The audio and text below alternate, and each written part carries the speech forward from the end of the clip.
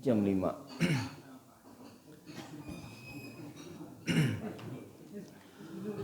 A'udzubillahi minasyaitonirrajim. Bismillahirrahmanirrahim. Assalamualaikum warahmatullahi wabarakatuh. Alhamdulillahilladzi nahmaduhu wa nasta'inuhu wa nastaghfiruh wa na'udzu billahi min syururi anfusina wa min sayyiati a'malina. May yahdihillahu fala mudhillalah wa may yudlil fala hadiyalah. Asyhadu an la ilaha illallah wa asyhadu anna Muhammadan abduhu wa rasuluh la nabiyya ba'dah. Allahumma salli wa sallim wa barik ala sayyidina wa maulana Muhammad wa ala alihi wa sahbihi ajma'in, amma ba'du. Yang saya muliakan para ustadz, para asatiz, Ustadz Imam, siapa lagi? Ustadz Rahman, Karman, Pak Karman, Ustadz Baginda, Baginda. Semua kita ustadz. Ya, ustadz itu artinya guru. Guru.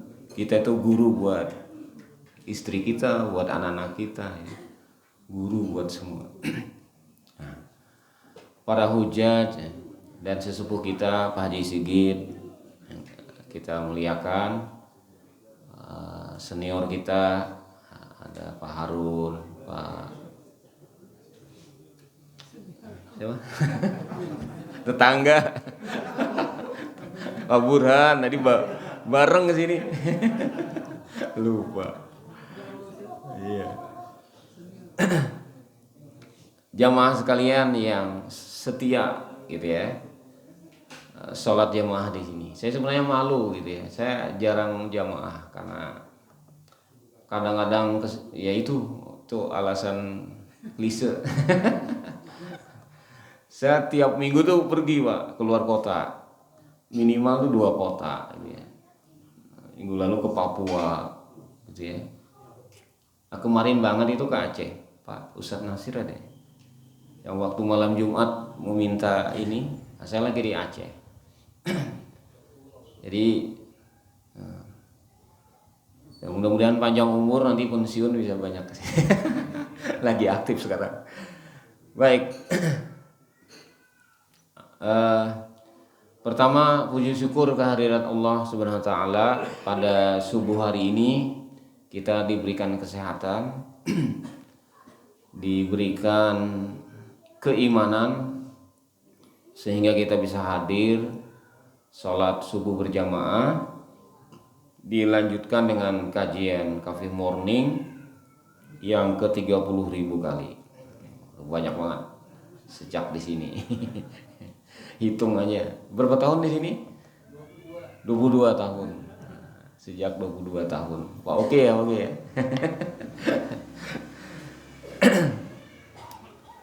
Yang kedua, sholawat dan salam senantiasa kita curahkan kepada junjungan kita Nabi besar Muhammad Sallallahu Alaihi Wasallam beserta keluarga beliau, para sahabat, para tabi'in, para tabi'it tabi'in, para aulia, para ulama, dan kita semua yang mengikuti sunnah beliau. Mudah-mudahan kita semua mendapatkan syafaat dari Nabi kita tercinta, Nabi besar Muhammad sallallahu alaihi wasallam.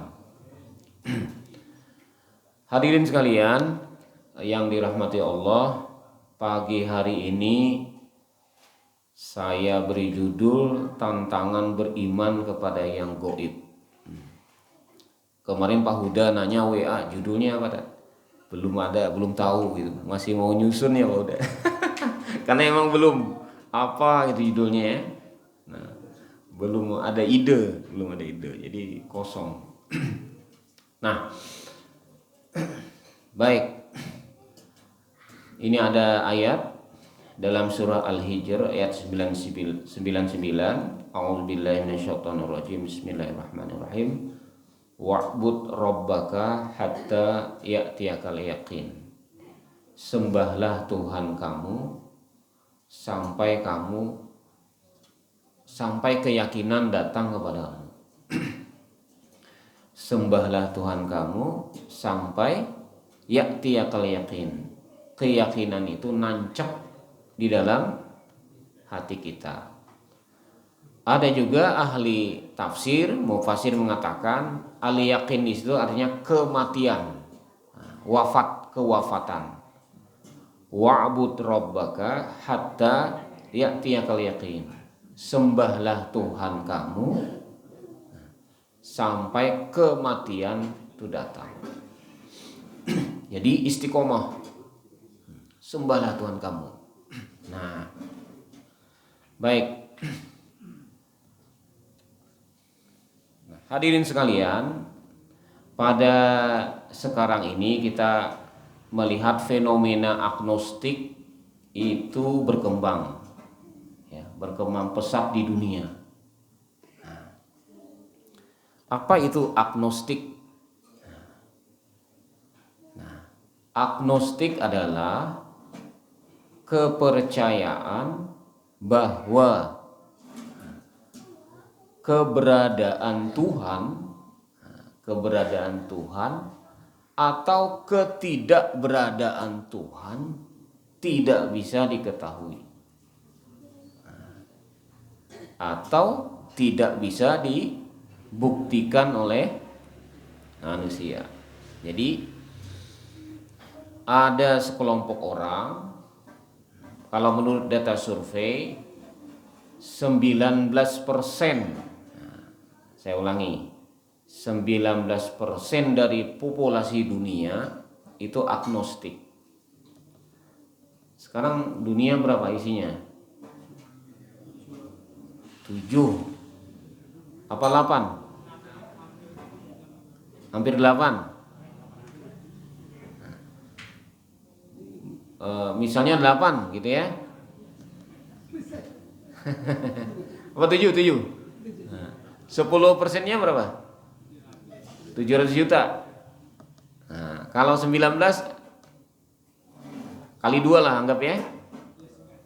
1,3 miliar.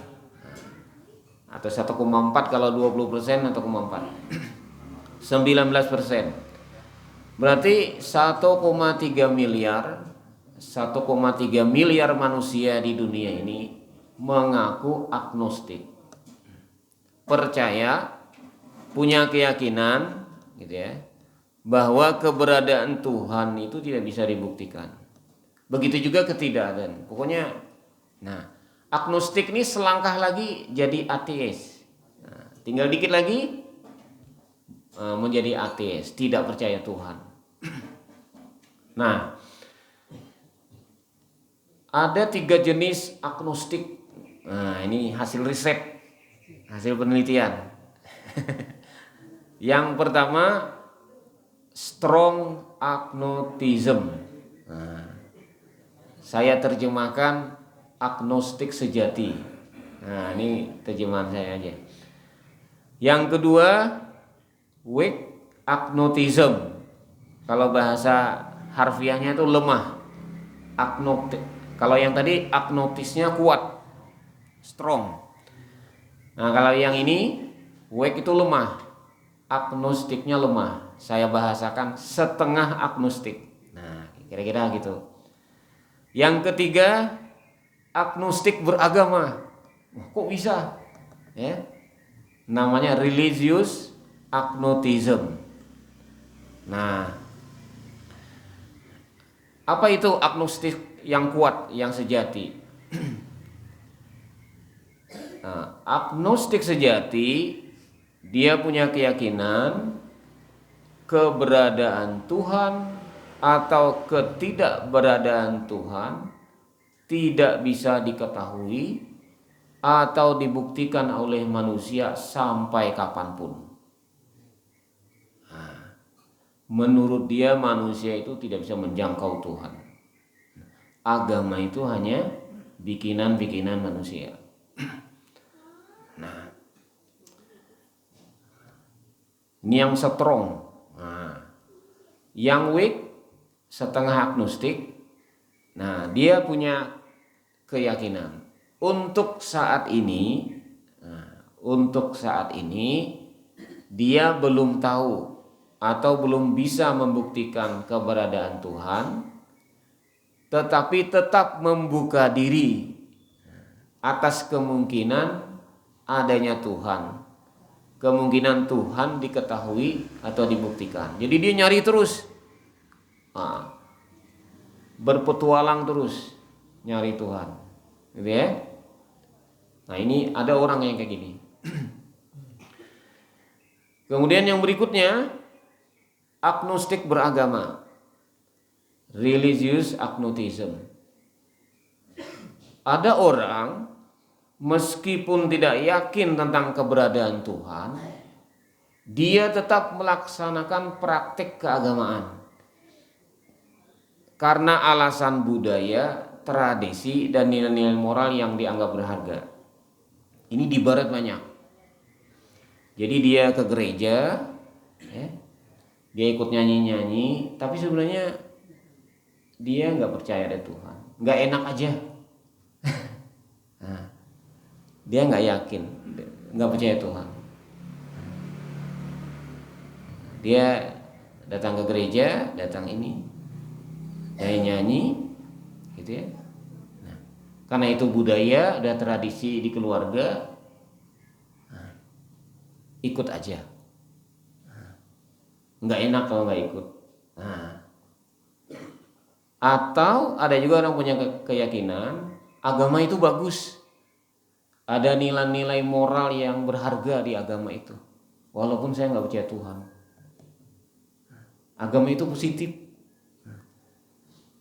ngajak orang tidak mencuri, gitu ya, ngajak orang macam-macam, bagus, walaupun sebenarnya dia tidak percaya Tuhan. Nah, di Islam ada yang gitu nggak? Hah? Ada juga. Nah, ini namanya religious agnosticism. Jadi nggak enak sama mertua, gitu ya. Nggak enak sama siapa, gitu ya. Padahal hatinya sebenarnya ragu-ragu atau nggak ada Tuhan, nggak ada Tuhan. Tapi karena budaya udah nggak enak, gitu. Nah, jadi gitu ya. Coba kita lihat hasil survei. Tahun 2022 ada 5 negara tertinggi penganut agnostik dan ateisme di dunia. Nah, pertama itu Republik Ceko, 78,4%. Bayangin nih, nggak bertuhan.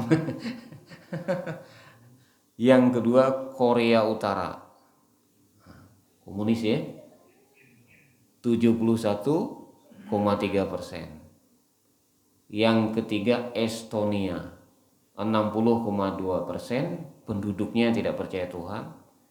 Jepang itu tinggi, 60%. Hong Kong, negara Asia juga tinggi, 54,7%.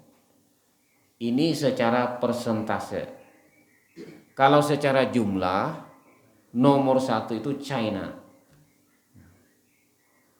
Berapa miliar itu? Berapa ya? China itu berapa ratus juta, 100 berapa juta itu yang tidak percaya Tuhan. Sisanya Konghucu atau mempercayai agama nenek moyang lah, gitu ya.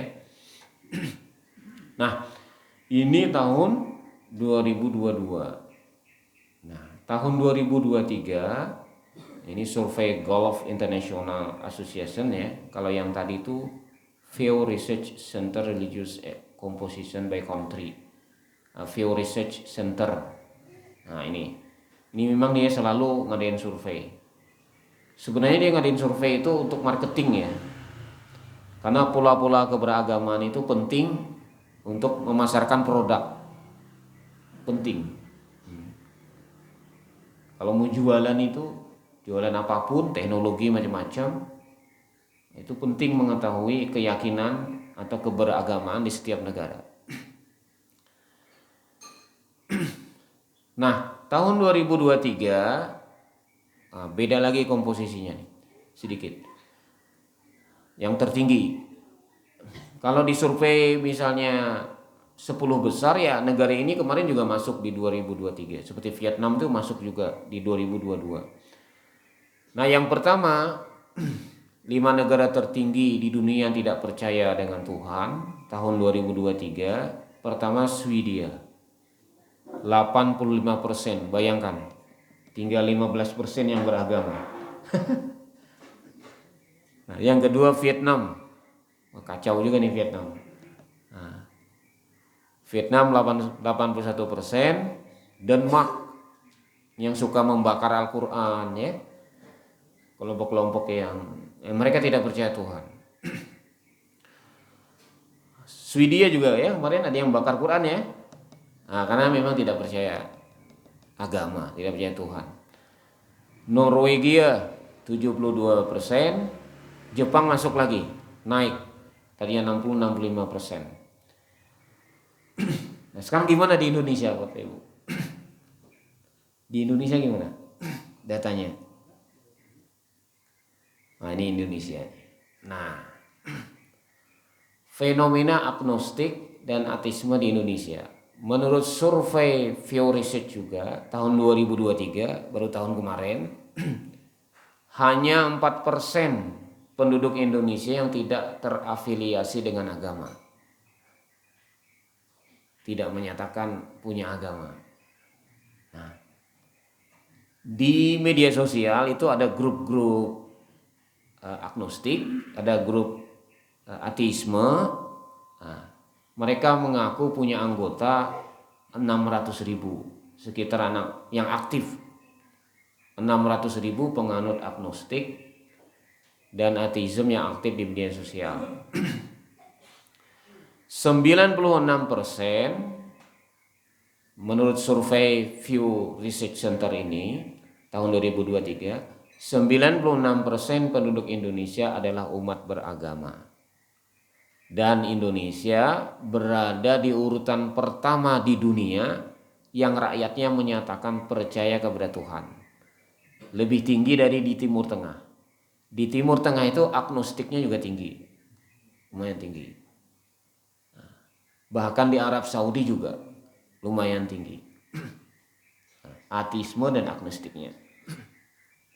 Nah, kita masih 96%. Itu pentingnya Pancasila itu, ketuhanan yang Maha Esa. Ketuhanan yang Maha Esa dan KTP-nya ada agamanya. Itu penting. Nggak punya agama nggak bisa nikah. Ya dong? Nggak bisa nikah. Nikahnya nanti sembunyi-sembunyi. Paling di mana gitu ya. Nah, negara kita tidak mengakomodir orang yang tidak punya agama. Itu bagusnya kita punya Pancasila. Nah, banyak anak muda kita, sebenarnya data ini data yang transparan ya. Yang masuk data itu yang secara berani gitu mengatakan. Tapi secara yang tidak berani gitu ya. Nah, fenomena ini tuh boleh jadi banyak. Saya tanya siswa saya kasih survei anak-anak, saya kasih tugas. Coba kamu cari fenomena agnostik di kalangan anak muda dan ateisme. Wah, ternyata ramai di kelas. Dan sekelas Man Insan Cendekia saja siswa saya itu, ada saja siswa yang tidak percaya Tuhan. Dan kita hadapi dengan kalem gitu ya. Kita ajak ngobrol, ajak baik-baik. Sholat ikut sholat gitu. Tapi saya sebenarnya nggak percaya Pak. Nah, anak-anak muda itu hati-hati ya. Nah, penampilannya religius, oke. Tapi sebenarnya dia belum. hatta ya'tiyakal yakinnya belum. Nah, jadi banyak yang menyembunyikan agnostisnya atau ateismenya. Jadi hati-hati dengan anak kita, ponakan, semuanya juga lihat yang udah gede-gede, udah mahasiswa, udah gitu. Itu bisa terpapar hal-hal yang begini. Nah, apa penyebab agnostik dan ateisme? Pertama, rasionalitas dan skeptisisme. Orang-orang sekarang tuh rasional.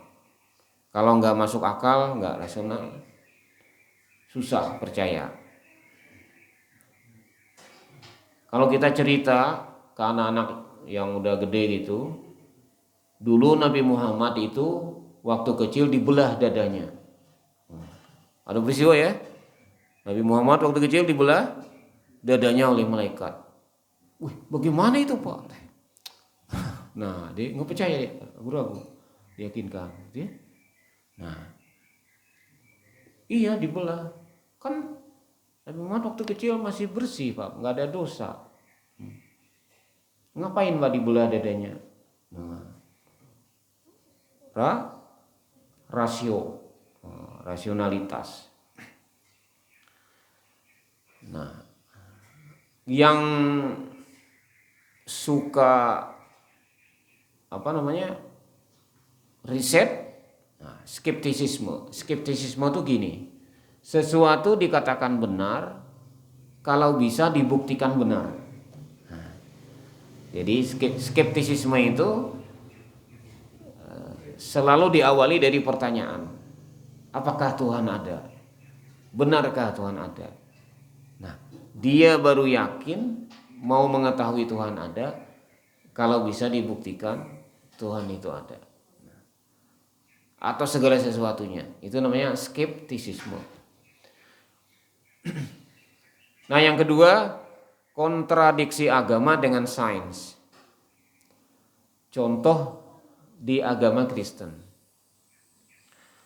Di zaman misalnya Galileo. Galileo itu ilmuwan fisika ya gitu ya. Berdasarkan temuannya dia, riset penelitiannya dia, bahwa mataharilah pusat peredaran semua galaksi. Nah, jadi bumi yang mengelilingi matahari, matahari itu pusatnya. Nah, dikenal dengan teori heliosentris. Gereja waktu itu berkeyakinan bumilah pusat tata surya semuanya.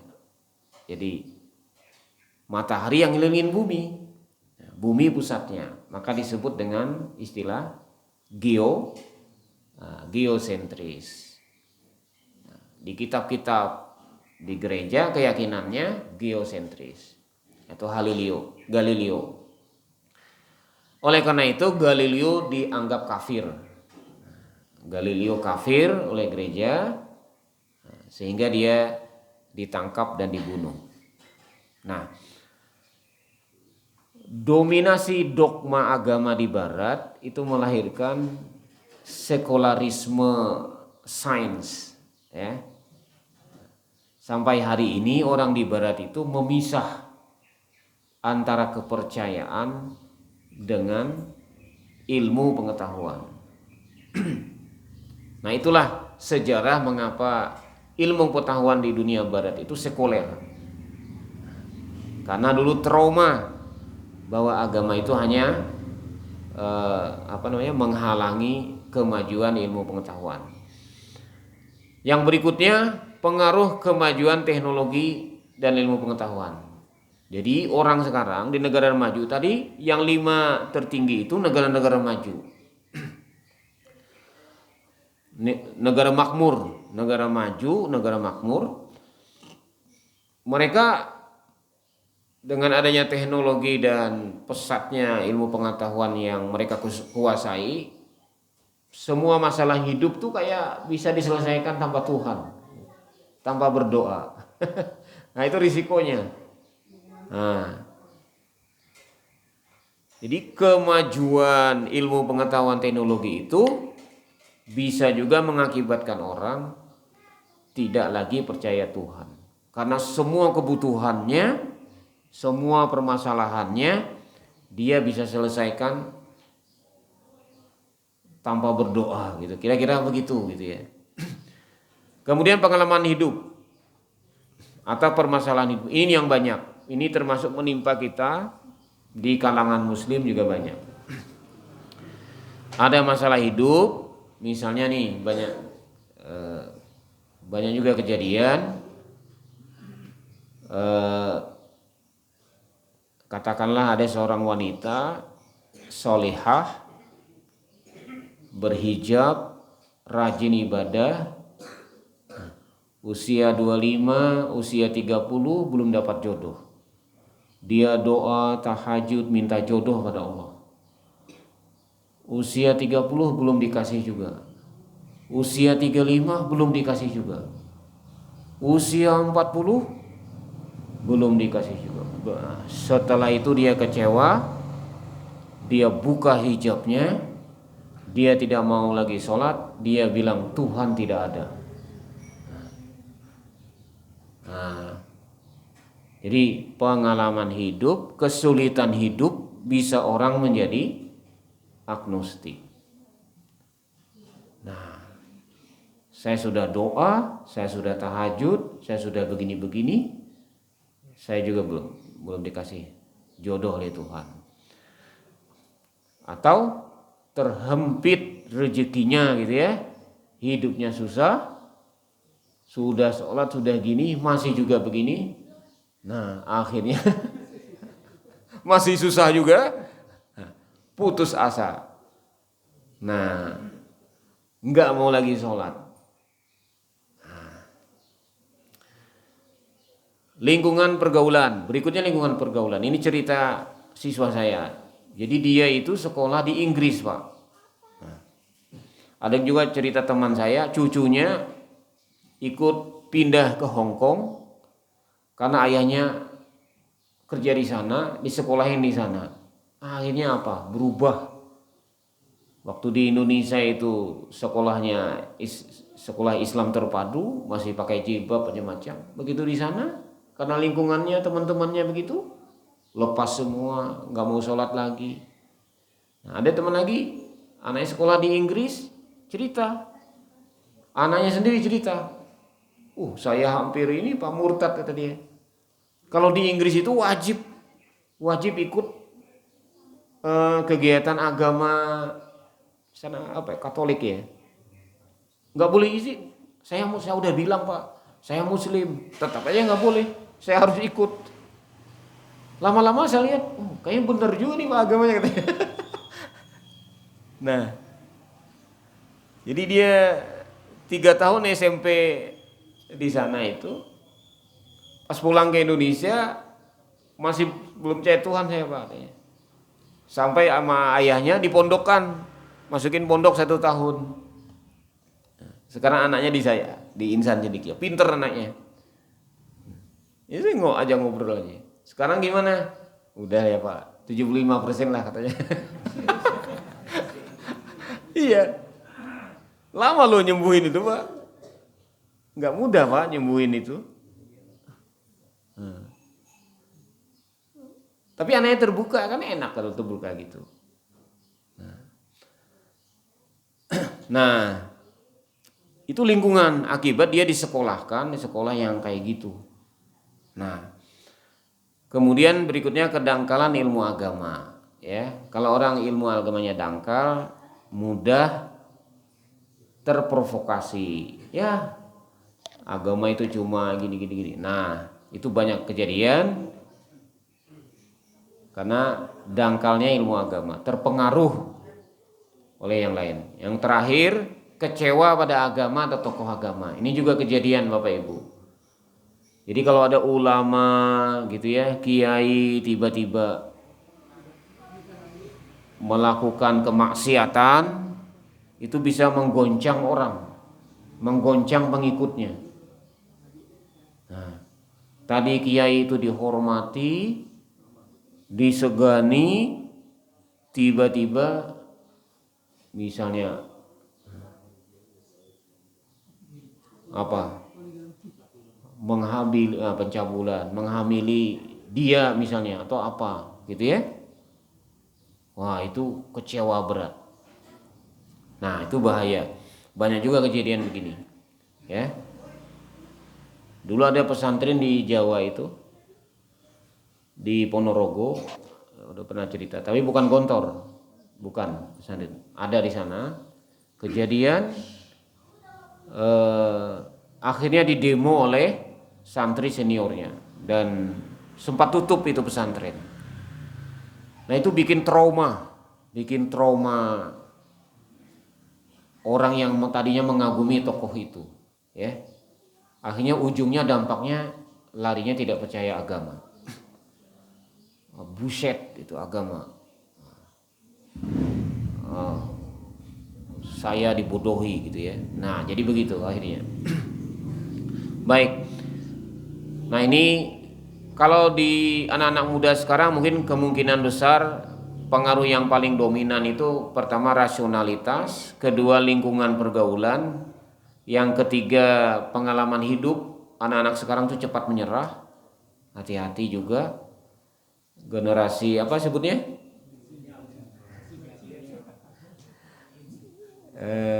Strawberry. Kelihatan cantik, cakep gitu ya. Tapi dipencet lembek ya. Cepat putus asa. Nah, cepat putus asa gitu ya. Nah, sama kecewa pada agama ya, itu anak-anak. Baik. Berikutnya ini kisah Nabi Ibrahim mencari Tuhan. Jadi ada juga kisah di Quran gitu ya. Kalau kita sebut orang tidak beragama tadinya gitu ya, tidak bertuhan. Ini contoh Nabi Ibrahim, tapi bukan Nabi Ibrahim agnostik bukan. Nabi Ibrahim itu mencari Tuhan. Ya mungkin seperti yang kategori kedua tadi, agnostik. Hampir setengah agnostik lah. Dia masih membuka diri mencari Tuhan. Nah, saat itu dia belum ketemu gitu. Saat itu dia belum yakin dengan Tuhan. Nah, tapi dia membuka diri mencari Tuhan. Nah, ini Nabi Ibrahim. Nah, ini dalam ayat 76, 77, 78. Nah, saya baca artinya aja ya, biar cepat ya. Ini surah Al-An'am ayat 76, 77, 78. Ketika malam telah gelap, dia Ibrahim melihat sebuah bintang, lalu dia berkata, "Oh, inilah Tuhanku." Nah, bintang. Maka ketika bintang itu terbenam, Ibrahim berkata lagi, "Aku tidak suka kepada yang terbenam." Nah, enggak jadi bertuhan dengan bintang. Nah, ayat 77-nya, lalu ketika dia melihat bulan terbit, Ibrahim berkata, "Hadza Rabbi, ini Tuhanku." Tetapi ketika bulan itu terbenam, hilang karena pagi, dia berkata, "Sungguh jika Tuhanku tidak memberi petunjuk kepadaku, pastilah aku termasuk orang yang sesat." Nah, ini ada kata-kata kunci yang bagus ya.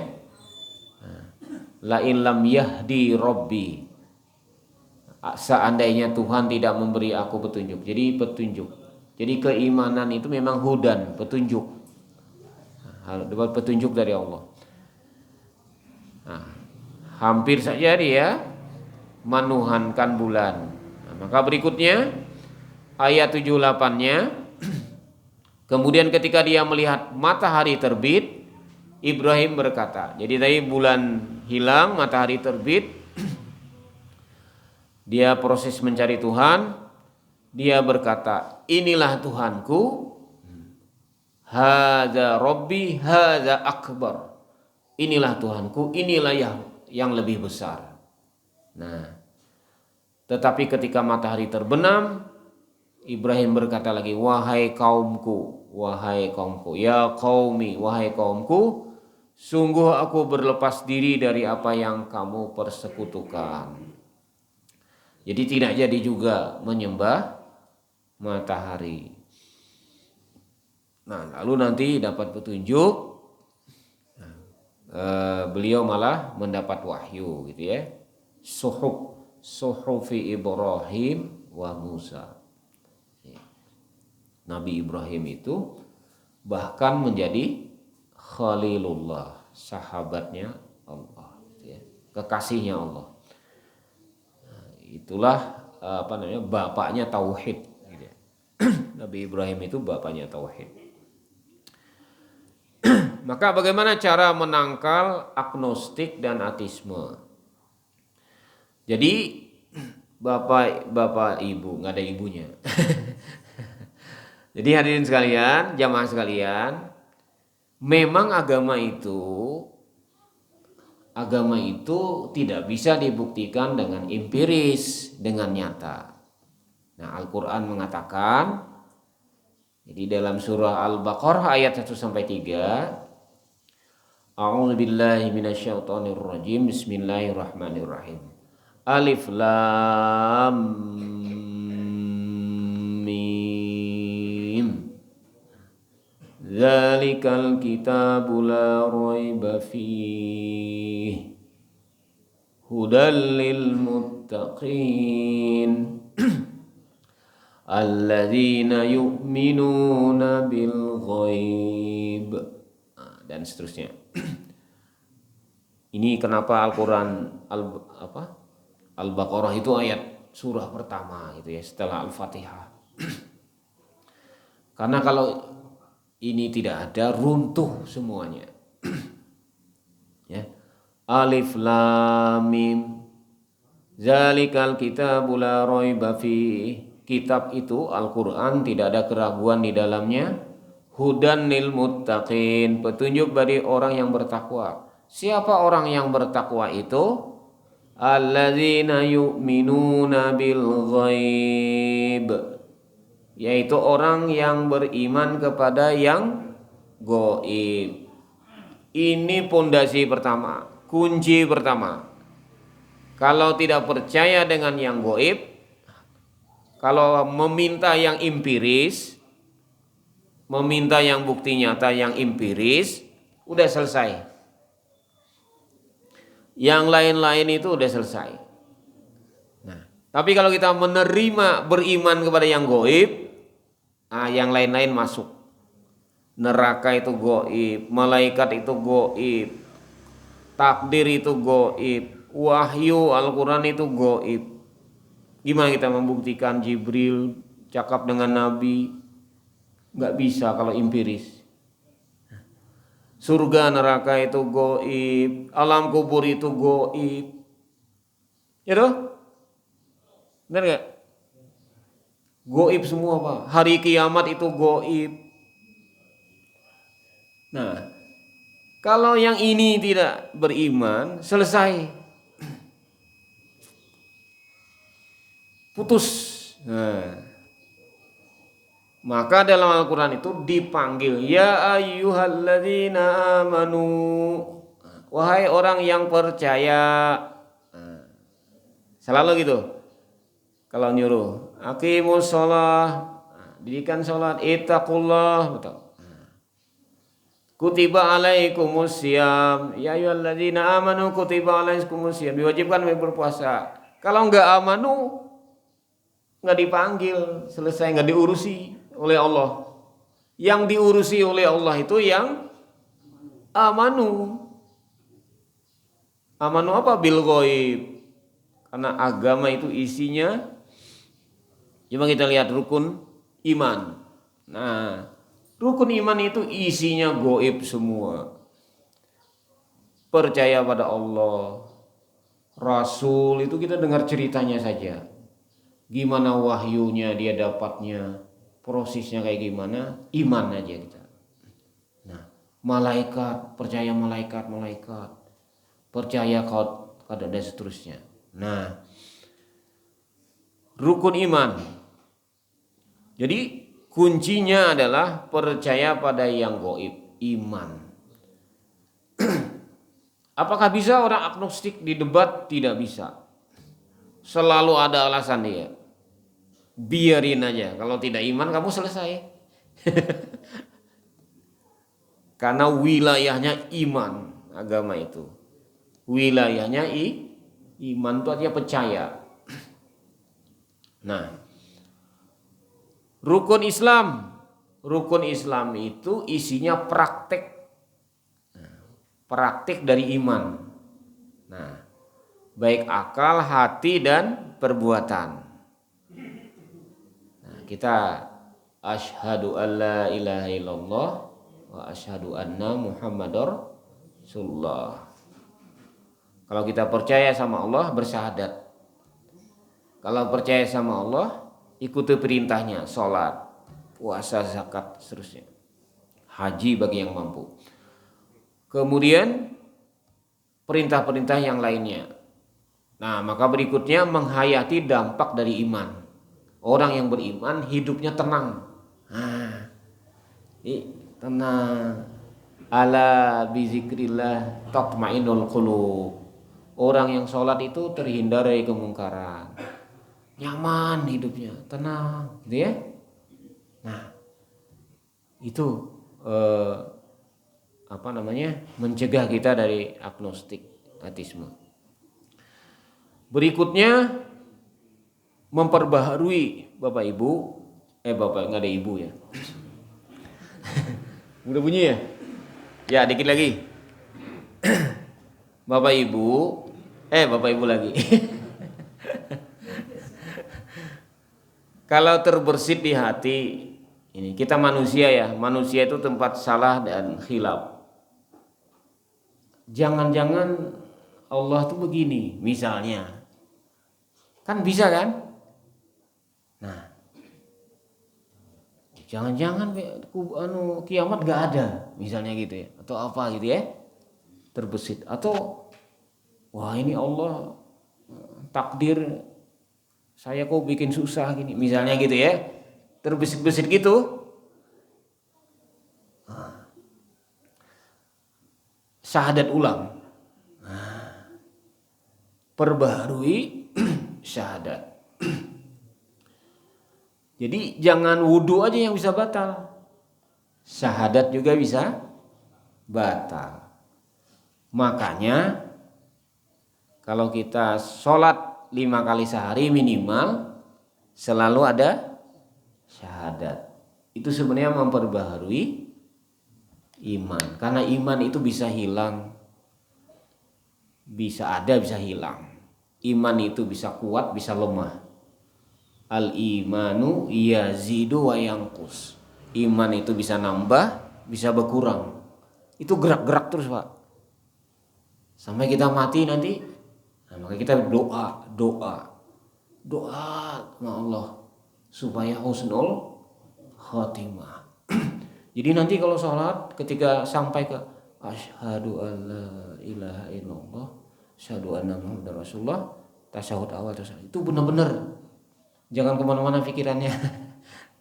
Ingat tuh hati, ya Allah, kalau ada terbersit saya tidak yakin dengan engkau, tancepin lagi, ulangi lagi, tancepin lagi, asyhadu alla ilaha illallah, asyhadu anna muhammadar rasulullah.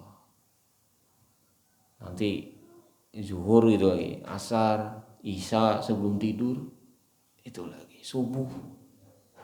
Nah, kemudian dalam Al-Fatihah kita minta petunjuk. Ihdinas siratal mustaqim. Ya Allah, kan itu petunjuk, iman itu petunjuk. Hidayah, nah bahasa kitanya ihdinas.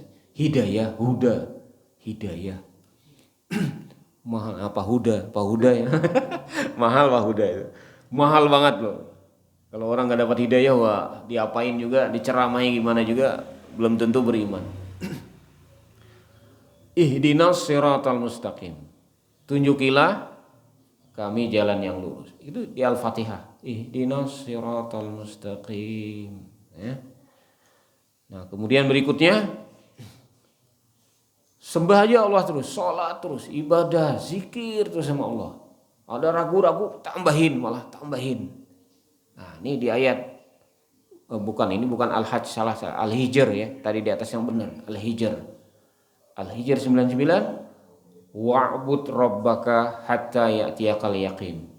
Kata Allah nih, sembahlah Tuhan kamu terus sampai kamu mati. Sampai mati istiqomah. Ragu sholat ya, ragu sholat. Itu. Zikir timpa zikir. Kadang-kadang ada juga menurut riset itu orang agnostik itu karena bisikan. Karena ada bisikan setan atau apa nggak tahu. Punya dia membisiki di jiwanya itu. Tidak ada Tuhan itu tidak ada. Hanya bohong. Nah, itu ada begitu, Pak. Nah, wa'bud rabbaka hatta ya'tiyakal yaqin. Sembahlah Tuhan kamu sampai datang kepadamu keyakinan. Nah, dia matikan sampai kamu mati. Nah, jangan berhenti sampai mati. Udah. Hanya itu caranya. Nah, kemudian memohon doa, Allahumma inna nas'aluka husnal khatimah. Berikutnya kalau beramal itu ikhlas. Benar-benar ikhlas. Jangan karena ini. Ikhlas, tulus, banyak berzikir, berikutnya banyak bergaul dengan orang soleh, karena itu lingkungan. Nah, ini bagus banget, ini lingkungan kita sama-sama. Kemudian terus belajar agama, terus menjalani agama dan ilmu-ilmu lain yang bisa mendekatkan diri kita kepada Allah. Bisa aja ilmu ekonomi, ilmu apapun, teknologi, komputer, yang bisa matematika, yang bisa mendekatkan diri kita kagum kita kepada Allah, gitu ya. Ta'zim kita yang menjadi kita itu, ayat-ayat, mengetahui ayat-ayat kauniyah, gitu ya. Jadi makin yakin keimanan kita melihat fenomena alam dan seterusnya. Nah, saya kira itu. Nah, terima kasih jamaah sekalian. Mohon maaf kalau ada kata-kata atau sikap saya yang kurang berkenan. Apa-apa yang benar yang saya sampaikan tadi dari Allah, kalau ada yang keliru, yang salah itu dari saya sendiri. Wallahul muwaffiq ila aqwamit thoriq. Assalamualaikum warahmatullahi wabarakatuh. Ya, subhanakallah wa bihamdika asyhadu an la ilaha illa anta astaghfiruka wa atubu ilaik. Alhamdulillah. Wah, ada Ustaz Hasan enggak kelihatan.